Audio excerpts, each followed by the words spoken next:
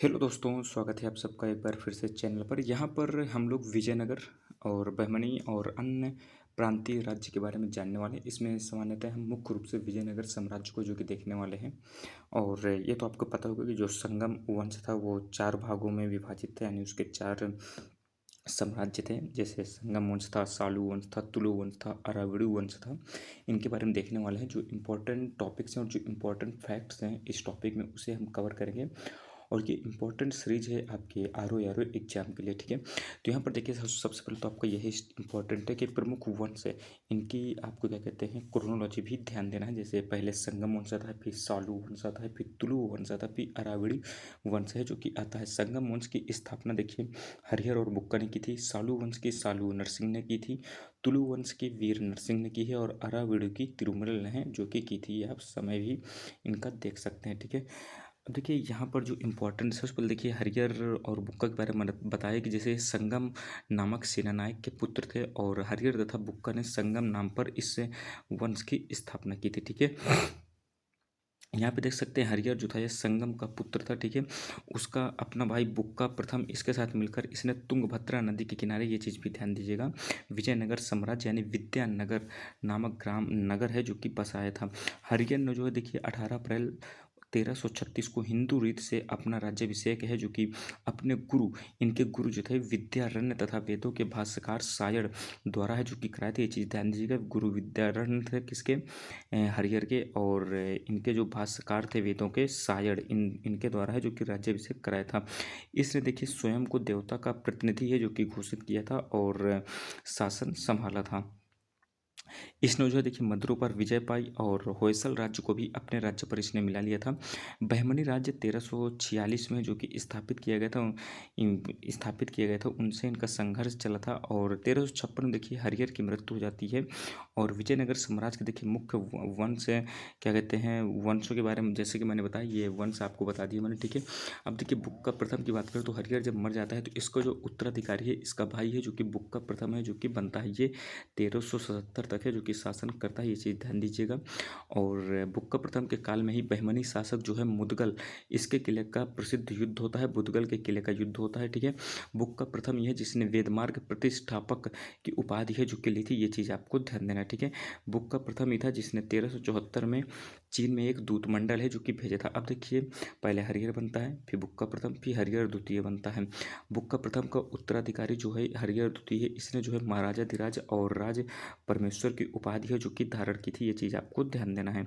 बस इतना बस ध्यान दीजिएगा। इसको देखिए देवराय प्रथम है तो देवराय प्रथम 1406 में है जो कि बनता है।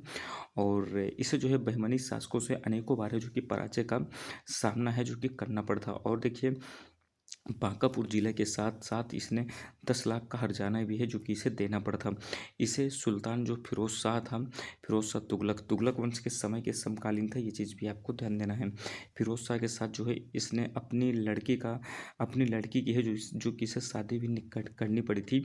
इसने जो है तुंगभद्रा नदी पर सिंचाई की सुविधा हेतु जो है नहरें भी है जो कि निकलवाई थी। इसके शासनकाल में यह जो कि देखिए इटली का यात्री निकोलो कोंटी आता है किसके समय में, देवराय प्रथम, ध्यान दीजिएगा इंपॉर्टेंट है। और क्या कहते हैं हर विलास के जो रचनाकार हैं कौन, तेलुगु कवि श्रीनाथ, ये देवराय के दरबार में जो कि बैठते थे। 1422 में इसकी मृत्यु हो जाती है। देवराय प्रथम ही था जिसने पहली बार मुसलमानों को विजयनगर की सेना में भर्ती कराने की प्रक्रिया है जो कि स्टार्ट की थी। इसने जो है देखिए तुंगभद्रा नदी पर हरित्रा बांध है जो कि बनाए थे, किसने, देवराय प्रथम ने, ये चीज़ भी आपको ध्यान देना है। इसके बाद देखिए इसके पुत्र रामचंद्र और वीर विजय राय हैं जो कि गद्दी पर बैठते हैं, ठीक है। ये चीज़ भी आपको ध्यान देना है। 1510 में देखिए अल्बुकर्क जो है इसने फादर लुई को कालीकट के जमोरिन के विरुद्ध युद्ध संबंधी समझौता करने और भटकल में एक कारखाना स्थापित करने की अनुमति मांगने के लिए कृष्णदेव राय के दरबार में है जो कि भेजा था, ठीक है। ये चीज़ ध्यान दीजिएगा, किसे भेजा गया था, फादर लुई को भेजा था, किसने, अल्बुकर्क ने, ये चीज़ भी आपको ध्यान देना है। कृष्णदेव राय ने जो है देखिए बीदर और गुलबर्गा पर आक्रमण कर बहमनी सुल्तान जो था महमूद शाह, इसको कारागार से मुक्त कर गद्दी पर बैठाया। और इस उपलब्धि की स्मृति में ही उसने यवन राज्य स्थापनाचार्य की उपाधि है जो कि धारण की थी। अब देखिए डोमिंगो पायस की बात करूँ तो यह कृष्णदेव राय के समय में ही है जो कि आता है। और ये डोमिंगो पायस ने विजयनगर साम्राज्य के बारे में लिखा गया है। तो इसने लिखा है कि इसके बाजारों में जो है संपूर्ण विश्व की ऐसी कोई वस्तु नहीं है जो कि बिकती ना हो। आकार में वह रोम के समान विशाल एवं सुविस्तृत है। नगर में असंख्य लोग रहते हैं जिनकी संख्या का उल्लेख मैं इस वजह से नहीं कर पा रहा हूँ कि कहीं इसे अतिशयोक्तिपूर्ण न मान लिया जाए। ऐसा डोमिंगो पायस ने जो कि कहा था विजयनगर साम्राज्य के बारे में। कृष्णदेव राय ने देखिए हजारा मंदिर और विट्ठल स्वामी मंदिर का जो कि निर्माण कराए थे, ये चीज़ भी आपको ध्यान देना है। अच्युत राय जो था इसके काल में पुर्तगालियों ने तूतीकोरिन के मोती क्षेत्र पर है जो कि अधिकार कर लिया था। अब देखिए देवराय द्वितीय है जो कि बनता है, तो देखिए इसने इमादि देवराय तथा प्रौढ़ देवराय या गजवेटकर यानी हाथियों का शिकारी इसकी उपाधि है जो कि ली थी। ठीक है, यह देखिए कला और साहित्य का यह संरक्षक था। इसके जो है इसने देखिए इसने जो है स्वयं भी 2 ग्रंथों की रचना की है। किसकी? तो महानाटक सुधानिधि और ब्रह्मसूत्र पर इसने टीका है जो कि लिखा है। ठीक है, इसने अपनी सेना में जो देखिए बड़ी संख्या में मुसलमानों को भर्ती किया, अच्छे अरबी घोड़ों का आयात किया था और सैनिकों को प्रशिक्षण की व्यवस्था जो कि की थी। तेलुगु कवि जो है श्रीनाथ ये विजयनगर साम्राज्य के जो है राजकवि थे और उसके शासनकाल में फारस का प्रसिद्ध यात्री अब्दुल रज्जाक जो था ये भी विजयनगर आया था और 1446 में इसकी मृत्यु हो जाती थी। यानी देखिए जो अब्दुल रज्जाक थे किसके समय में आता है? तो देवराय द्वितीय के समय में आता है और ये फारस का प्रसिद्ध यात्री था। ये चीज़ भी आपको ध्यान देना है।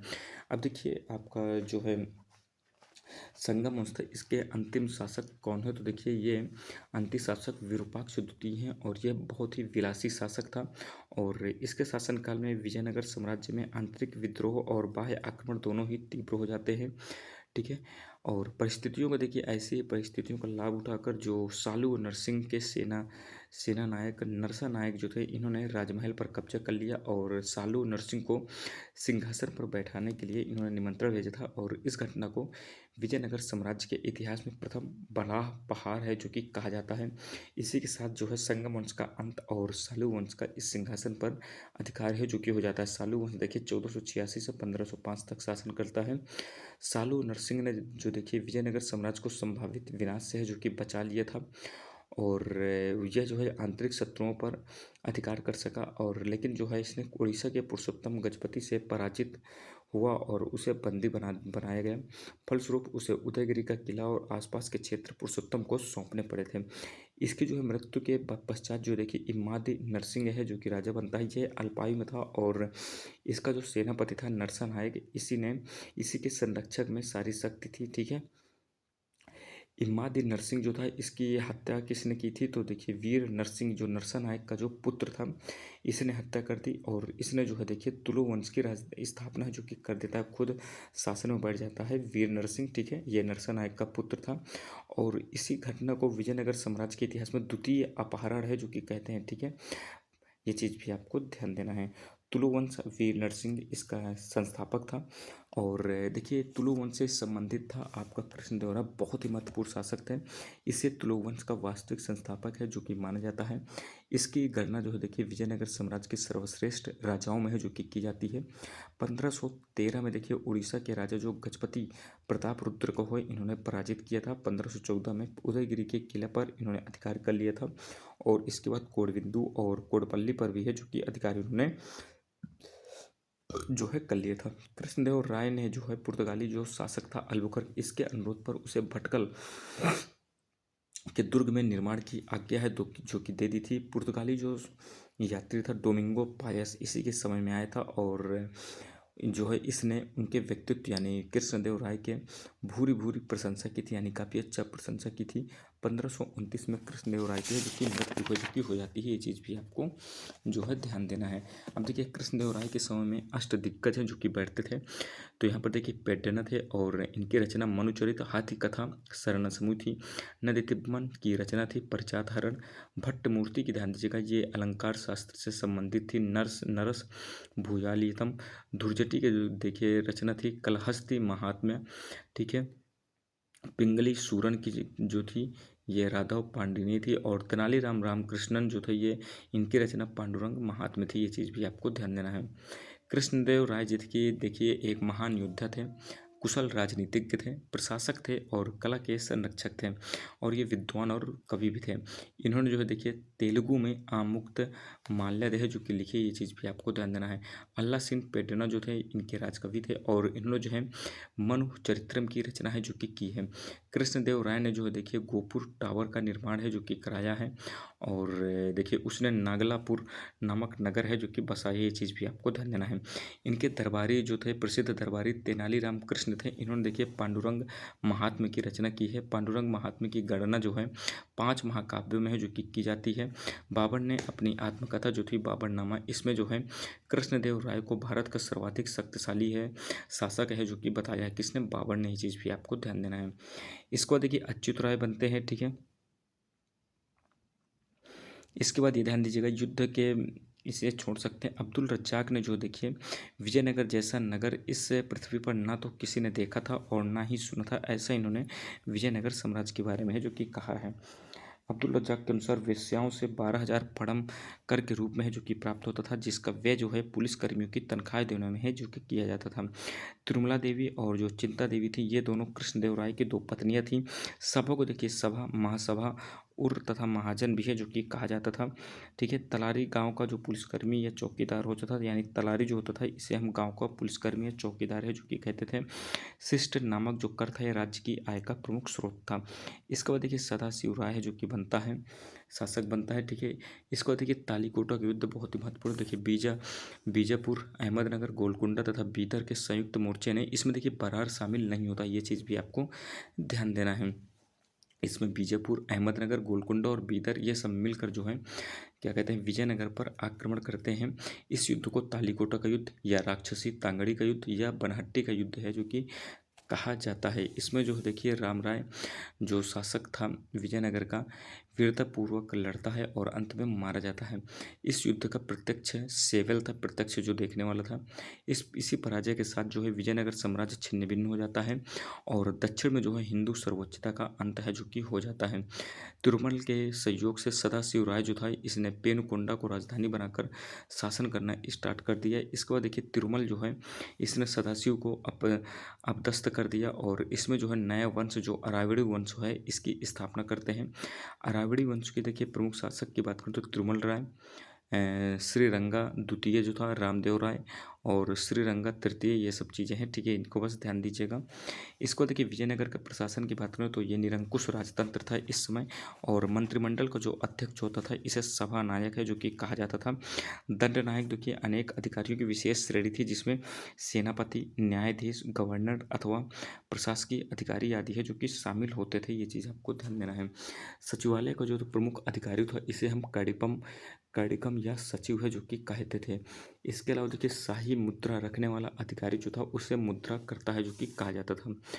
इसके बाद देखिए बात करें तो देखिए यात्री और शासक, निकोलो कोंटी किसके समय में आता है, देवराय फर्स्ट के समय में। अब्दुल रज्जाक जो फारस से आता है ये देवराय सेकंड के समय में आता है। डोमिंगो पायस कृष्णदेव राय फर्स्ट के समय में आता है और ड्यूरेट बरबोसा, ये दोनों ये पुर्तगाल के थे, डोमिंगो पायस और बरबोसा ये कृष्णदेव राय के समय में ही आते हैं। फर्नांडो नुनीज जो थे ये पुर्तगाल के अच्युत देवराय के समय में आते हैं और जो मोरक्को के यात्री था इब्न बतूता है मोहम्मद बिन तुगलक के समय में है जो कि आता है, ये चीज़ भी आपको ध्यान देना। बाकी ये सब चीज़ें छोड़ सकते हैं। स्थानीय शासन की बात करें देखिए प्रांतों को मंडल तथा मंडल को जिले में बांटा गया था, यानी प्रांत फिर मंडल फिर जिले। जिलों को इसमें हम देखिए कोट्टम या वलनाडु है जो कि कहते थे और वलनाडु को हम परगना या तालुकों में है जो कि बांट देते थे जिन्हें हम नाडु है जो कि कहते हैं और प्रत्येक नाडु में 50-50 गांव रहते थे जिसे हम मेल गांव है जो कि कहते थे। प्रशासन की सबसे छोटी इकाई क्या थी तो उर्द कहलाती थी, ये चीज़ भी आपको ध्यान देना है। गाँव के जो अधिकारी होते थे इनके जो पद होते थे ये पैतृक यानी होते थे, ये चीज़ भी आपको ध्यान देना है। प्रमुख अधिकारी की बात हो तो कि तलारी, जैसे कि मैंने अभी बताया था, ये चौकीदार होते थे गांव के। बेगरा क्या होता था तो बेगरा अथवा मजदूरी की देखभाल करने वाला, ठीक है। इसको देखिए सामाजिक स्थिति की बात करें तो ब्राह्मणों को समाज में देखिए सर्वोच्च स्थान है जो कि प्राप्त था इस समय, ठीक है। इन्हें जो है देखिए कठोर दंड से मुक्त है जो कि रखा गया था। ये सम्माननीय जीवन व्यतीत करते थे और मांस आदि का प्रयोग है जो कि नहीं करते थे। क्षत्रिय वर्ग के विषय में स्पष्ट वर्णन है जो कि नहीं मिलता है और अनुमानतः कहा जाता है कि इस वर्ग के लोग जो होते थे ये राजा, प्रांतीय और केंद्रीय उच्चाधिकारियों क्या कहते हैं इन सबसे सेनापतियों आदि के रूप में है जो कि कार्य करते थे। वैश्य वर्ग या मध्यम वर्ग को हम चट्टी नामक विशाल वर्ग का उल्लेख है जो कि मिलता है, यानी उन्हें चट्टी है जो कि कहा जाता था। देखिए समाज में अनेक कुप्रथाएं हैं जो कि चलती थी। बाल विवाह, बहुविवाह, सती प्रथा, दहेज प्रथा, दास प्रथा। कई दासों को जो है हम बेसुआ है जो कि कहते हैं। स्त्रियां भी दास हुआ करती थी इस समय, ठीक है। नाटक, यक्षगान, शतरंज, पासा खेलना, जुआ खेलना, तलवारबाजी, बाजीगिरी, तमाशा दिखाना, ये सब चीज़ें हैं जो कि होती थी। पुरुष जो है देखिए एक पैर में कड़ा पहनते थे जिसे हम गंड पेंद्र कहते थे। विजयनगर के राजाओं ने ना तो शिक्षा में रुचि ली और ना ही विद्यालय या महाविद्यालयों की स्थापना की। उन्होंने ब्राह्मणों को भूमि दान देकर तथा मंदिरों तथा मठों को भूमि एवं संपत्ति का दान देकर परोक्ष रूप से शिक्षा को बढ़ावा दिया। इसके बाद देखिए इटली निवासी जो थे निकोलो कॉन्टी और पुर्तगाली निवासी डोमिंगो पायस और बरबोसा। इसके अलावा देखिए ईरान के जो निवासी थे अब्दुल रज्जाक, इन्होंने जो है देखिए विजयनगर साम्राज्य की आर्थिक समृद्धि की है जो कि काफ़ी ज़्यादा विशेषता बताई है। विजयनगर साम्राज्य के व्यापार की बात करो, देखिए मलाया जो मलेशिया है, बर्मा जो आपका म्यांमार है, चीन, अरब आदि में है जो कि जाता था, पुर्तगाल वगैरह में भी जाता था। व्यापार जो है देखिए इनका स्थल और जल दोनों मार्गों से होता था। अरब से मोती तथा तांबा और कोयला, पारा, रेशम आदि विदेशों से आयात किया जाता था। कपड़ा, चावल, सोरा, चीनी, मसाले जो हैं और इत्र जो है ये यहाँ से जाते थे। उस समय अनेक प्रकार की भूमि जो है अस्तित्व में जो बनी रहती थी, ये चीज़ भी आप ध्यान दीजिएगा। इसके बाद देखिए भू राजस्व की बात करें, देखिए राजस्व क्या होता था, नकद व किस्त दोनों रूप में दिया जाता था। सिद्धदाय जो है नकद राजस्व था। शिष्ट एक प्रकार के भू राजस्व था, ये चीज़ भी आपको ध्यान देना है। मुद्रा की बात करें तो वराह एक सोने का सिक्का था जो कि सर्वाधिक प्रचलित था। इसे जो है विदेशी यात्रियों ने हूड़, परदौस या पैगोड़ा है जो कि कहा था, और इसे विश्व के व्यापारियों ने भी है जो कि स्वीकार किया था। प्रताप या फड़म की बात करें, सोने के छोटे सिक्के थे। प्रताप का जो वजन होता था 26 ग्रेन का था, और फड़म जो होता था इसका 5.5 ग्रेन था। तार की बात करें तो यह एक चांदी का सिक्का था, ठीक है। अब देखिए कैक्लो और कैकोलार जो था ये एक जुलाहा होता था जिसे हम कहते थे कैकोलार, जुलाहा को कहा जाता है। वीर पंचाल व्यापार करने वाले दस्तकार वर्ग था। कुदी जो है कृषि मजदूर होते थे। मेला ग्राम 50 ग्रामों का समूह था। तलैयारी जो है पहरेदार होते थे। कला और साहित्य की बात करें तो देखिए कृष्णदेव राय ने जो है हजारा मंदिर और विट्ठल स्वामी मंदिर जो है जो बनाए थे, ये स्थापत्य कला की उत्कृष्ट प्रदर्शनी थी।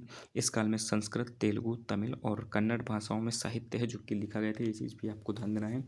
विदेशी यात्री जैसा कि मैंने आप बताया कि निक्तिन एक आता था जो कि रूसी घोड़े का व्यापारी था।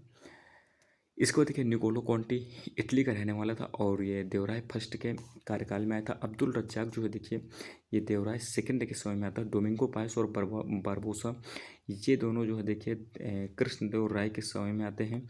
नूनिक जो था ये पुर्तगाली यात्री था और घोड़े का व्यापारी था। ये अच्युत देवराय के समय में है जो कि भारत आता है।